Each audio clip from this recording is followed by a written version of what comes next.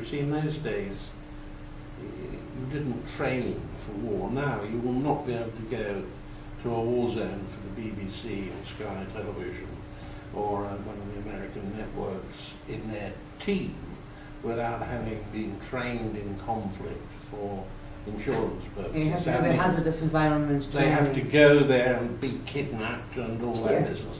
I mean, we had none of that. We did have to wear a uniform if we, in the Gulf War, the first Gulf War. Well, in my mind, there are 3 Gulf Wars, not 2. The first Gulf War was between Iran and Iraq, right, and that lasted for 8 years.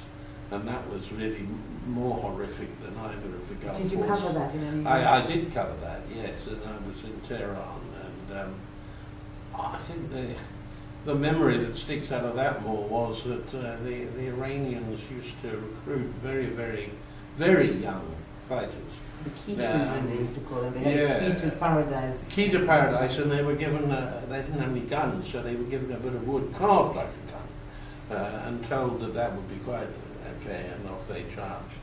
And I remember on the Iraqi side, which taught me how, a mistake that still, I mean, everybody makes, and it's quite understandable, because Iran and Iraq, sounds, you know, they all look roughly the same, don't they, and they seem to be Muslim, but of course, they're one lot of Persians and one lot of Arabs.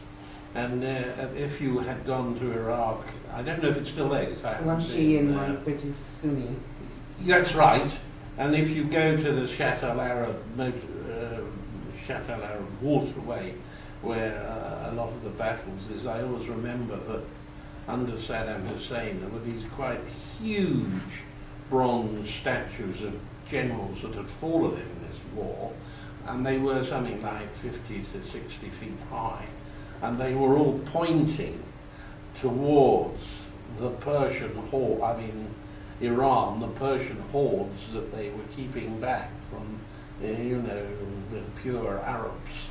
And I think that taught me a lot about the complexities. That you know, even today, if you ask a lot of people, they think Iranians are Arabs, or Arabs are Iranians.